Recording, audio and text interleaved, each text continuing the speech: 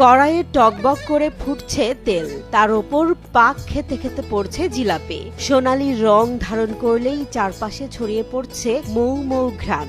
পথচারীদের পা থেমে যাচ্ছে, চোখ আটকে যাচ্ছে কড়াইয়ের দিকেই।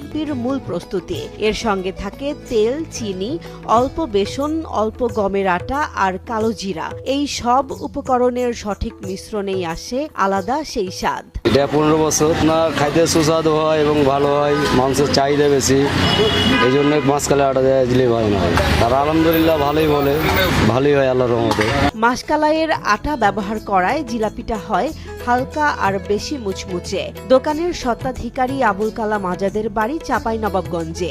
সেখানকার পরিচিত মাসকালাই আটা দিয়েই শুরু করেন ভিন্নধর্মী এই জিলাপির যাত্রা। ময়দা নেবেন, তারপরে চালের গুঁড়া নেবেন, এই তিনটা সমন্বয় করে আপনি কালাই আটার জিলাপি বানাতে পারবেন। এবং এই জিলাপিটা এত মচমচে এবং সুস্বাদু হয় যেটা আপনারা একবার না খেলে এটা স্বাদটা অনুভব করতে পারবেন না।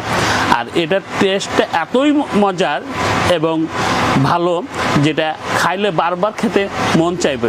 প্রায় 7 বছর ধরে ঢাকার মোহাম্মদপুরে বানাচ্ছেন এই বিশেষ জিলাপি। ন্যায্য দামে ভালো জিনিস দেয়াটাই আমার লক্ষ্য, এভাবেই বললেন আবুল কালাম আজাদ। জিলাপিটা মাসকালাইয়ের সঙ্গে থাকে হলো চালের গুঁড়ি এবং আপনার ময়দা, তিনটা সংমিশ্রণ তৈরি করে তারপর তখন মাসকালাই জিলাপিটা তৈরি হয়। আমার কারিগর যিনি আছেন রনি, ইনি খুব ভালো তৈরি করেন। 250 টাকা কেজি দরে বিক্রি হওয়া এই জিলাপি প্রতিদিনই ভালো বিক্রি হচ্ছে।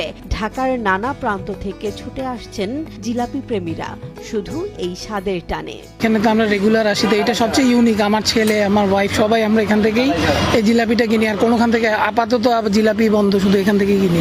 দেখেন, ভালো জিনিস দিতে হলে আপনাকে একটু দাম খরচ করতেই হবে। মানে একটা কথা হচ্ছে, good thing never comes cheap. আপনি সস্তায় কোনোদিন ভালো জিনিস পাবেন না।